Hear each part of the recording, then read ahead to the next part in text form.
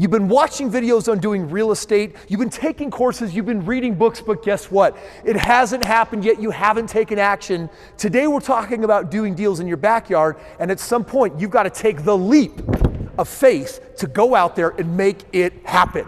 'Cause we're gonna be legends. What we're doing here ain't just scary. It's about to be legendary. So you're ready to do your first real estate deal in your backyard. So guess what? Today, I'm going to share with you what kind of strategy you should be looking at. I'm going to share with you the strategies that you should not be looking at.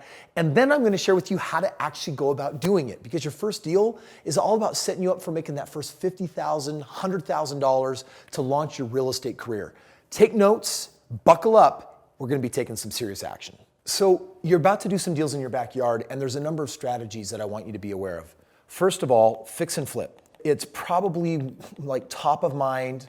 Sorry, did you see how I actually wrote fix and flop? Okay, seriously, that's how I feel about fix and flip. It shouldn't be your first deal unless you have an expert that's done it 50 or 100 times actually walking you through it, because it could likely turn into a flippity flop flop. You could also get into apartment complexes. These things usually take millions of dollars. Do I recommend that for someone doing their first deal in their backyard?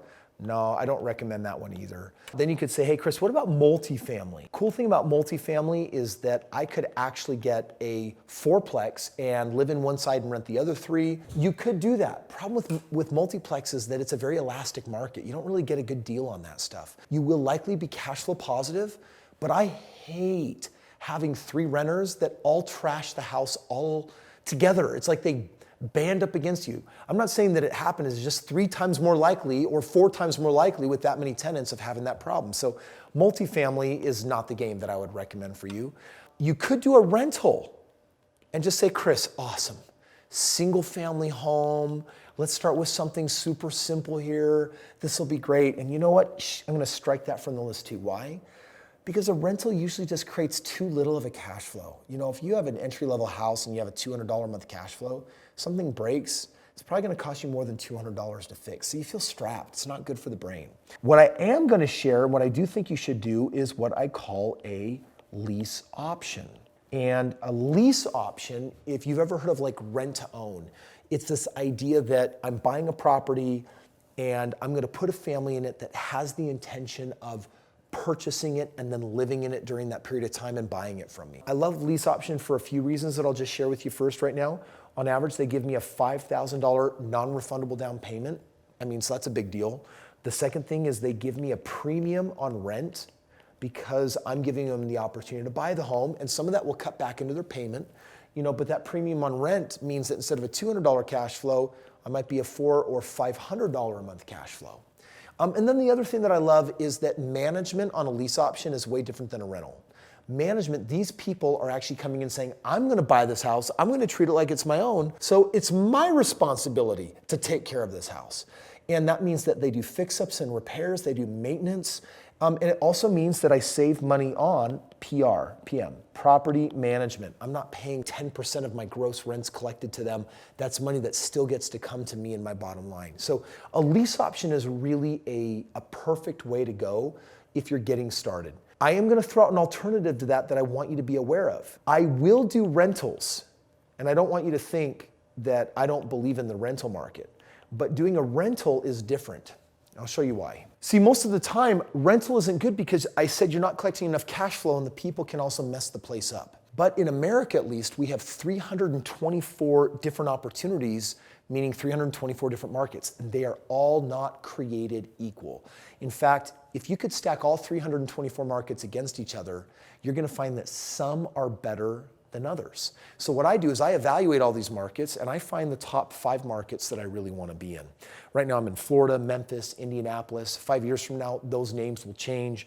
But right now, the reason why I'm in them is because with just doing a straight rental process, this allows me to be hands off. A lease option, this is a hands-on process. You're basically saying, I'm gonna do all this work and it's in my backyard. But if I am actually doing rentals, it's actually hands off. You can put up the money and work with a team like mine or other teams that I can expose you to. And these teams typically say put 20% down and then you're basically done with doing all the work. And this is where the pros come in. What's great about these rental markets is they don't perform the way most of them do. They actually have greater appreciation, greater growth, and greater cash flow.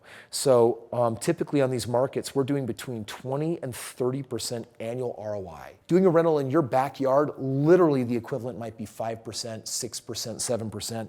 It can be double, triple, or more in the best market. And so it's hands off because you don't want to get on airplanes. You want to work with the trusted team that can bring you to the best markets. You really have a couple of options. So if you're doing a deal in your backyard, 100% lease option is the way to go. If it's not in your backyard, you can say, hey, I've got some money in 401k IRA.